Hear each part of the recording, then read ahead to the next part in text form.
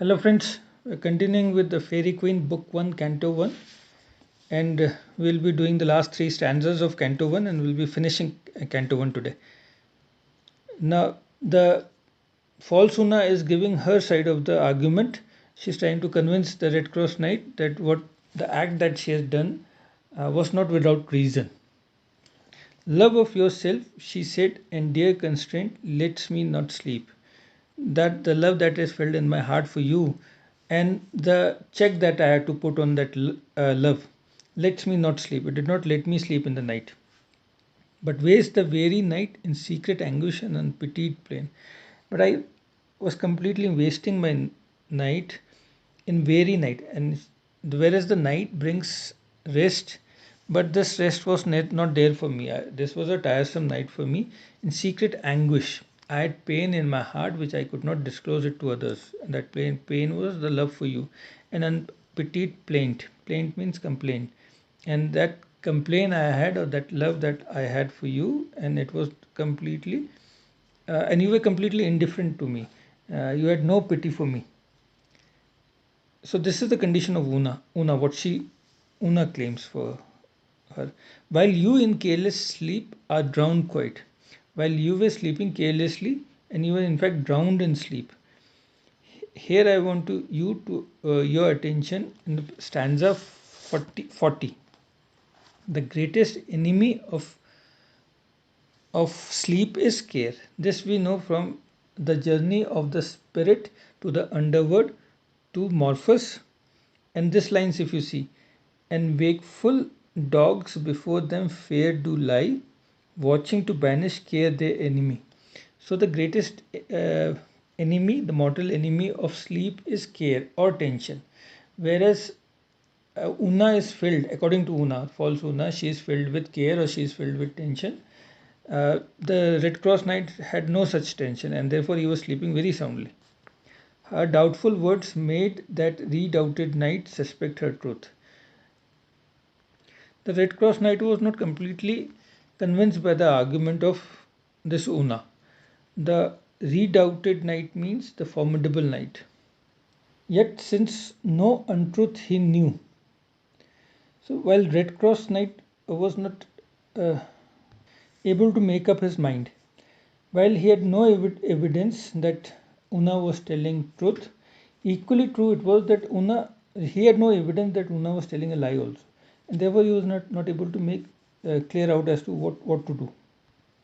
Her fawning love with foul disdainful spite he would not shed.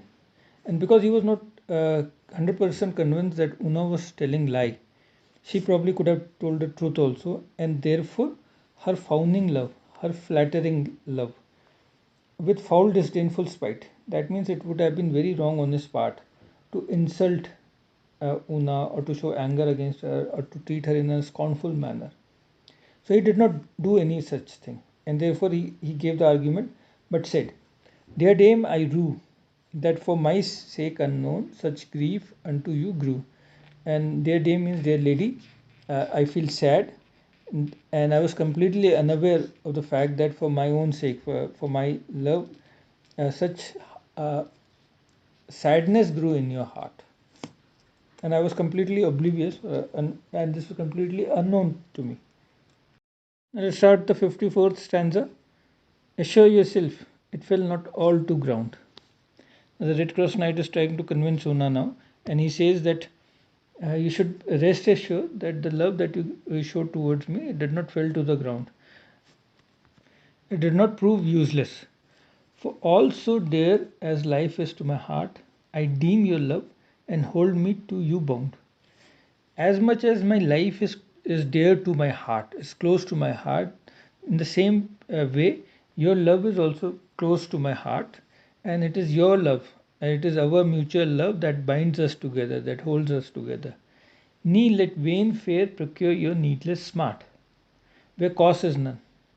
Vain fear means a fear which does not have any basis. So your fear has no basis and it should not bother you because there is no cause as such for you being afraid. But to your rest depart, but you should go and take rest. Not all content, Yet seemed she to appease her mournful plaint. She was not satisfied with the answer of Red Cross Knight because her intention was to seduce Red Cross Knight and not to gain his love. Yet seemed she to appease her mournful plaint. But seemed means she showed in a way that her mournful plaint, her complaint had been addressed. Her fears have been assuaged. She's showing in such a way because the argument that the Red Cross Knight gave was also convincing that there is a love and there is a strong bonding between both of them. So this was not what Una, the false Una, had intended. Beguiled of her art, her art, the cunning art that she was practicing, completely failed, and fed with words that could not choose but please. And she was also completely fed up with the soft and loving words of the Red Cross Knight, which could only please. Her intention was not to please, her intention was to seduce. So, sliding softly forth, and therefore she went gently away back, she turned as to her ease. As to means that she is trying to show that she is going back to the resting place. Now let's start the 55th and last stanza. Long after lay he musing at her mood. So he was taking rest. The false one had gone, but he was not comfortable in his mind, and he was thinking about the behavior of this Lady Una. Much grieved to think that gentle dame so light, and he was really grieved or saddened at the fact that Lady Una, whom he had considered to be a gentle dame or a noble lady, had behaved in such a light fashion, such a wanton fashion, immoral way, for whose defense he was to shed his blood, and he had taken undertaken the task of rescuing his parents from the dragon, and he was ready to shed his own blood for such a light lady. So he was much troubled at this thought. At last, dull weariness of former fight, having rocked asleep his irksome sprite. So at last he was completely tired, especially by the fight that he had undertaken against error, and he wanted to soothe his irksome spirit. His spirit or his mind, which was irksome, means irritating or troubled. So his mind was troubled, and only sleep could provide solace to it. And therefore he slept, especially because he was really tired. That troublous dream began freshly toss his brain. The dream again got an opportunity and he started again tossing his brain, started working on his brain, showing him dreams with bowers and beds and ladies' dear delight. Bowers means shady resting place. So he started showing him the in his dream the and beds, luxurious beds, and ladies' dear delight, the delight or the pleasure that the ladies provide. That means obviously the sexual pleasure. But when he saw his labor, all was vain.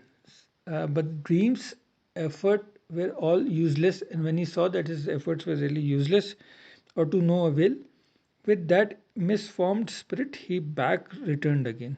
Misformed spirit means the other spirit which was converted into false Una.